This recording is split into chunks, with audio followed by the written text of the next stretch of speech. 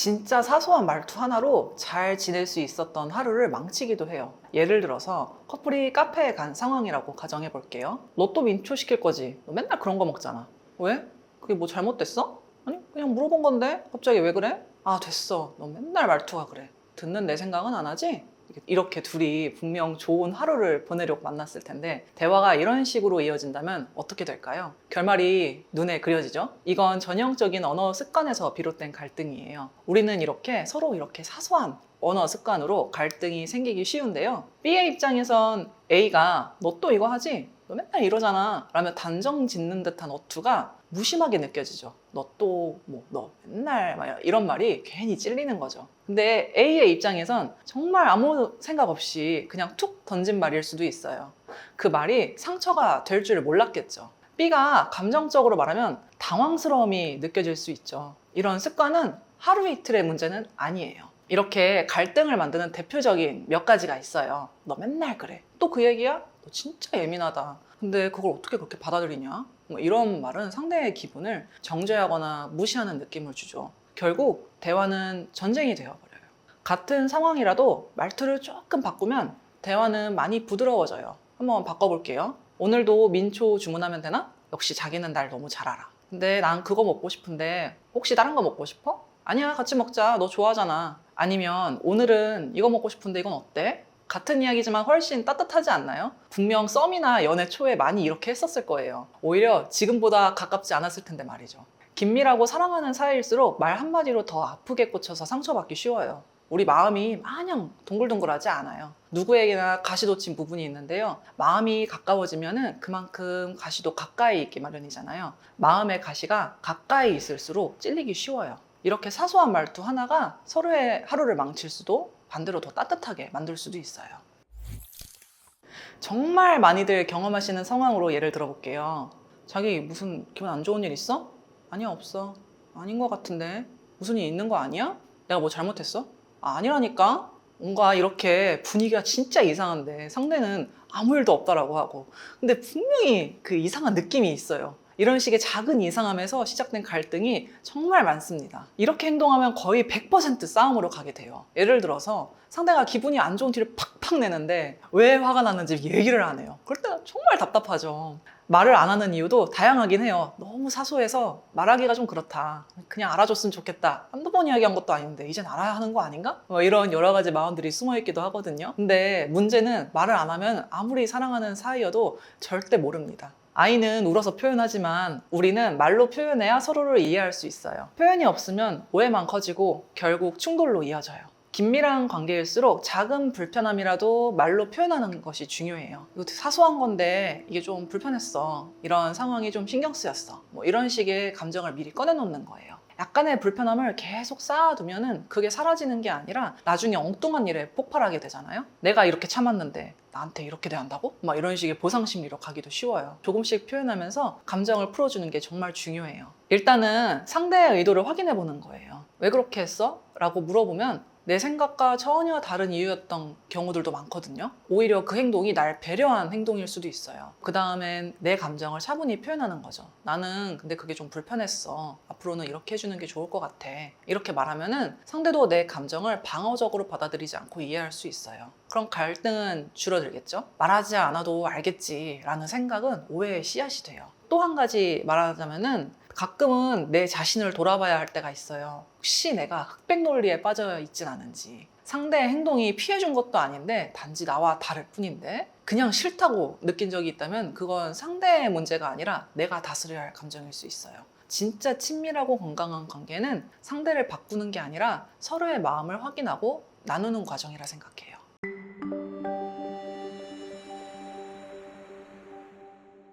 별것도 아닌 걸 가지고 왜 이렇게 얘는 예민하게 받아들이지? 뭐 이런 생각이 든다면 사실 그 별것도 아닌 기준이 어디에서 왔는지 꼭 한번 돌아보셨으면 좋겠어요. 당신만의 삶과 경험 그리고 당신의 세계 안에서 만들어진 잣대일 수 있잖아요. 그게 누군가한테는 아무 일이 아닐 수 있어도 상대방에게는 감정을 건드리는 예민한 지점일 수 있는 거죠. 오히려 상대방 입장에서는 왜 이렇게 나한테 무심하지? 내 감정을 왜 이렇게 존중하지 않지? 이렇게 깊은 서운함을 느낄 수도 있어요. 가까운 형제나 자매를 떠올려 보세요. 같은 부모에게서 태어났는데 같은 집에서 자라고 그런데 생각도 성격도 전혀 다르잖아요. 전혀 다른 환경에서 살아온 두 사람이 서로 오해 없이 이해한다는 거는 더더욱이 어려울 수밖에 없어요. 우리는 모두 다른 방식으로 세상을 보고 느끼고 반응하는 것을 알고 있어야 합니다. 반대로 이런 경우도 있어요. 당위의 기준이 너무 강한 사람들. 한국인이라면 대학은 무조건 나와야지. 남자가 더치페이 하면 쪼잔한 거 아니야? 뭐 이렇게 세상을 흑백 논리로 이렇게 보는 분들은 자신의 기준을 절대적으로 믿고 그 주변에 그 기준을 강요하기도 해요. 그러다 보면 주변 사람은 점점 지치고 필요해질 수밖에 없어요. 저는 그런 분들과의 관계에서는 적당한 거리두기도 필요하다고 생각해요. 내 기준을 내려놓고 자꾸만 상대의 기준에 맞추려 하다 보면 결국 내 마음이 서서히 메말라게 되니까요.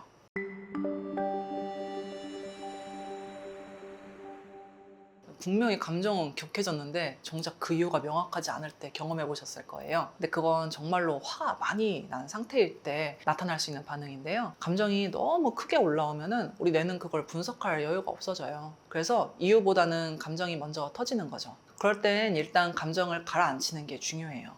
그래서 마음이 조금 가라앉아서 여유가 생기면은 그때 오히려 상대에게 어떤 부분이 가장 속상했는지 먼저 물어보는 것도 좋은 방법이에요. 의외로 그 대답이 내 감정을 비추는 거울이 되기도 하거든요. 결국 다툼의 본질은 서로가 이해받고 싶은데 그게 잘 안 될 때거든요. 이해받고 싶은데 그게 좌절되면은 감정은 더 강하게 올라올 수밖에 없어요. 그럴 때일수록 내가 이 사람한테 어떤 부분을 이해받고 싶었는지, 그리고 나는 어떻게 이 사람에게 다가가고 싶은지 차분히 들여다보는 게 중요합니다.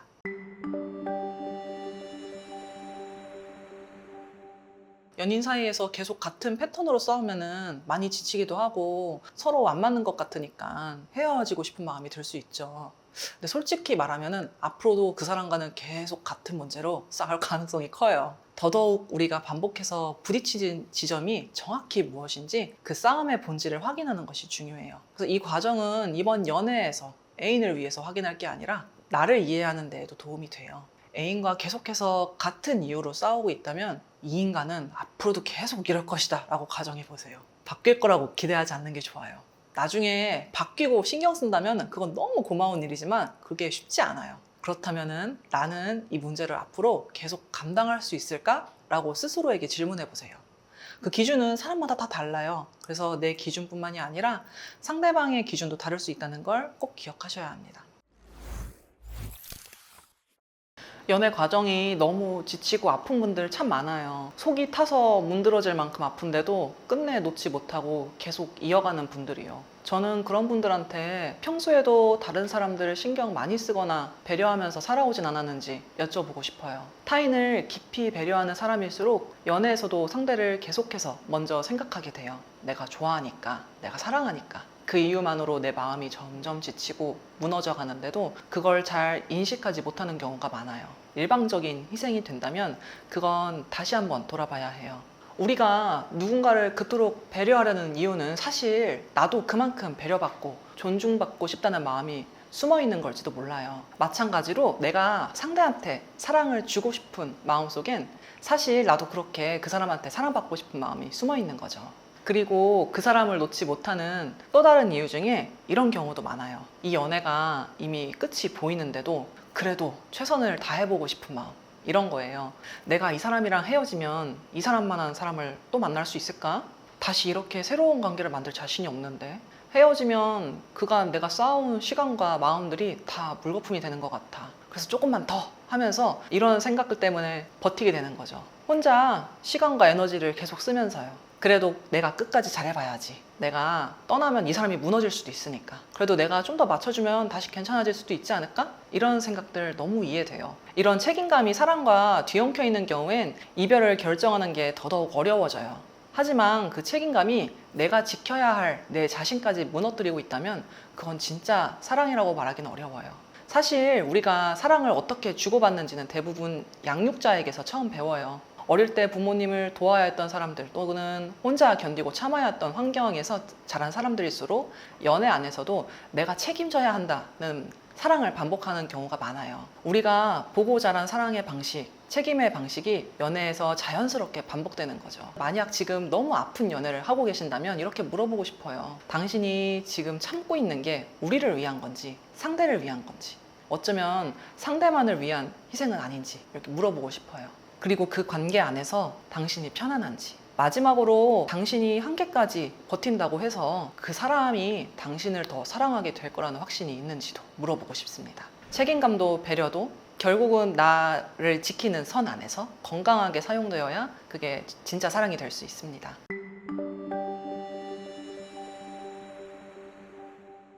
그런 마음 들 수 있죠. 지치고 아프고 내 마음이 다 닳아버린 것 같은데도 헤어져야 하나 수백 번 생각해봐도 이상하게 끊기 힘들죠. 그런데 그 이유를 딱 한 가지로 말하긴 어려워요. 사람마다 연애에 쏟는 마음도 사랑을 지키려는 방식도 모두 다르거든요. 어떤 분들은 정말 그 사람과의 관계에 최선을 다하고 싶은 마음으로 끝까지 붙잡고 있어요. 내가 할 수 있는 건 다 해봐야 후회 없을 것 같아서, 아니면 뭐 지금까지의 시간과 감정을 생각하면 쉽게 끝낼 수 없으니까. 그런 마음들 충분히 이해돼요. 그건 내가 상대를 위해 진심을 다하는 방식 중 하나가 될 수 있거든요. 또 어떤 분들은 더 단순한 이유에서 관계를 놓지 못하기도 해요. 이별이 두려워서, 혹은 이별 후에 공허함이 너무 막막해서, 매일 연락하던 사람이 사라지는 게 낯설고, 주말마다 함께하던 루틴이 사라질까 봐 겁나고, 그 사람 없는 일상을 상상하는 게 막막해서, 뭐 이런 현실적인 이유들 때문에 쉽게 놓지 못하는 거죠. 함께 했던 사람과의 단절은 단순한 관계 하나를 잃는 게 아니라 내 일부를 도려내는 것 같은 아픔으로 다가올 수 있어요. 그래서 저는 여러분이 어떤 선택을 하든 그 마음을 존중하고 싶어요. 왜냐면 그 선택은 결국에는 내가 책임져야 하는 일이니까요. 누가 대신 아파할 수 있는 것도 아니고, 그렇다고 누가 대신 그 관계를 정리해 줄 수 있는 것도 아니잖아요. 어쩌면 이미 주변에서 야 그냥 그 사람이랑 헤어지고 다른 사람 만나, 뭐 이런 말을 들어봤을 수도 있어요. 근데 그럼에도 불구하고 주변에서 그렇게 헤어지라고 아무리 난리쳐도 지금까지 헤어지지 않는 이유는 그만큼 스스로한테 납득이 안 된 거잖아요. 그러니까 어떤 이유로든 아직 놓지 않고 붙잡고 있는 그 마음이 그 자체로도 저는 이미 있다 생각해요. 그래도 꼭 짚고 넘어가고 싶은 게 있어요. A는 가족이 아니에요. 우리가 부모나 자식에게 느끼는 책임감과는 분명히 다른 결의 관계예요. 가족은 쉽게 바뀌지 않지만 연인은 바뀔 수 있고 변화 가능성이 많은 관계예요. 그러니까 지금 이 관계에서 내가 느끼는 책임감이 반드시 지켜야 하는 의무가 아니라는 걸 기억해 주시면 좋겠어요. 연애는 어디까지나 선택 가능한 관계예요. 그렇기 때문에 상대에게 과한 책임을 느끼지 않아도 괜찮고, 나를 지키기 위해 그 책임을 좀 내려놔도 괜찮아요. 당신이 지금 끊어내지 못하는 이유가 무엇이든 그 마음 안에는 분명 소중하게 지키고 싶은 무언가가 있을 거예요. 다만 그게 상대만을 위한 게 아니라 스스로에게도 위하고 있는지는 돌아봐 주시면 좋겠습니다. 이 사람 참 다 좋은데 말투만 좀 부드러웠으면, 감정 기복만 좀 덜 심했으면 참 좋을 텐데, 남사친이나 여사친만 좀 정리해 줬으면 내 마음이 편할 텐데, 술만 좀 줄이면 정말 완벽한데. 그럴 수 있어요. 근데 그 사람 절대 안 바뀔 거예요. 앞으로도 그 사람 계속 만나면 그 부분 때문에 수백 번은 마음이 뒤집힐 거예요. 연애를 할수록 상대가 자꾸 내 기대에 못 미친다는 생각, 그건 상대의 문제가 아니라 내가 만든 이상적인 연애 시나리오에 집착하고 있는 내 문제일 수 있어요. 자식에게 할 법한 기대를 애인에게 하지 마세요. 애인은 내가 키우는 존재가 아니잖아요. 그리고 요즘은 자식에게 과도하게 기대하는 게 병이 되고 있는 시대예요. 어쩌면 우리도 그 기대를 받고 자란 세대일지도 몰라요. 그 피해를 겪었으면서도 나도 모르게 똑같이 기대하고 통제하려는 방식으로 사랑을 하고 있을 수도 있어요. 기대는 사랑의 이름을 빌려 통제가 되기 쉽거든요. 결국엔 그 통제는 관계를 숨막히게 해요. 그 누구도 내 기준에 맞춰 완벽하게 바뀌지 않아요. 우리가 바꿀 수 있는 건 오직 나밖에 없어요. 그 관계를 대하는 내 태도만큼은 바꿀 수 있죠. 스스로한테 이렇게 물어보세요. 내가 불편하게 여기는 그 부분은 내가 감수할 수 있는 걸까? 아니면은 그냥 외로워서 그걸 감수할 만큼 나는 이 사람을 진심으로 존중하나? 아니면은 그냥 외로워서 이 관계를 붙잡고 있는 건 아닌가? 뭐 정리하자면은 그렇게 쉽게 사람은 바뀌지 않아요. 어떤 것이든 변화는 고통을 지나야 올 수 있거든요. 그거는 저도 그렇고 여러분도 그렇고 상대방도 마찬가지예요. 그래서 상대가 바뀌길 바라는 마음으로 연애를 이어가면 결국 상대를 탓하게 되고 나 자신을 잃어가면서 소진하게 돼요. 지금의 이 고통이 꼭 그 사람이 잘못해서가 아닐 수도 있어요. 한 사람이 계속 참고 다른 한 사람은 그걸 당연하게 여기게 된 사이일지도 모르고, 어쩌면은 당신이 참고 있는 걸 잘 모를 수도 있어요. 그런 식으로 관계가 계속되면은 결국에 한 사람은 지쳐요. 상대가 바뀌길 바라는 그 마음이 오히려 관계를 무겁게 만들고 있었다는 걸 인정하면 좀 더 가볍게 건강한 연애를 시작할 수 있습니다.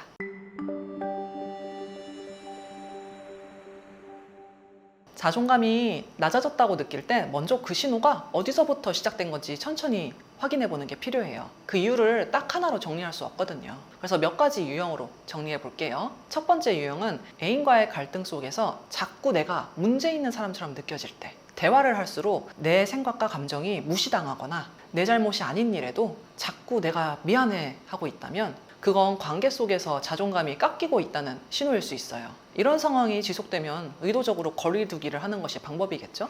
두 번째 유형은 연애와 별개로 최근 내 삶 전반에서 무기력하거나 자꾸 작아지는 느낌이 든다면 그건 직장, 인간관계, 경제적인 스트레스처럼 외부의 다른 요인이 자존감에 영향을 줄 수도 있어요. 그런데 그런 요인들을 내가 연애 탓인 줄로만 알고 있을 수도 있어요. 그래서 그런 부분을 생각해 볼 필요가 있습니다.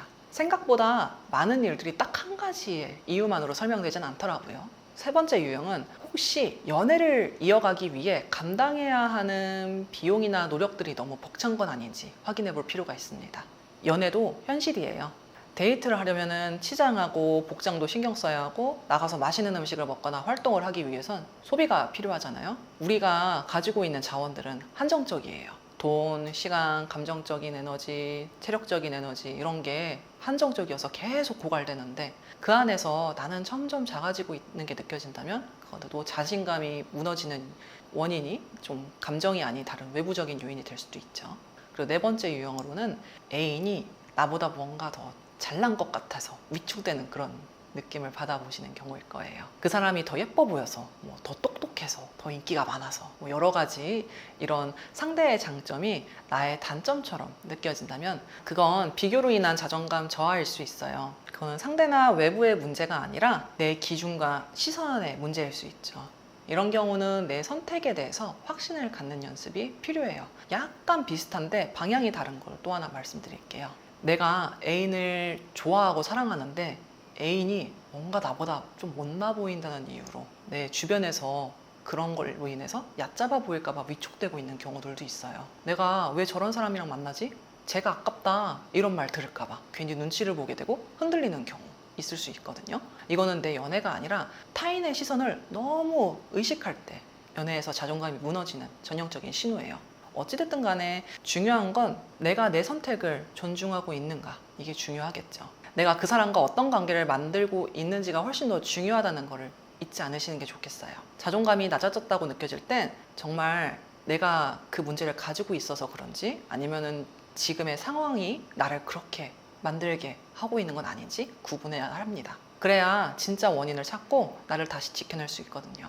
자꾸 내가 부족하다고 느껴질 때일수록 내가 맺는 그 관계나 환경이 내 마음을 점점 약하게 만들고 있는지 확인해야 합니다.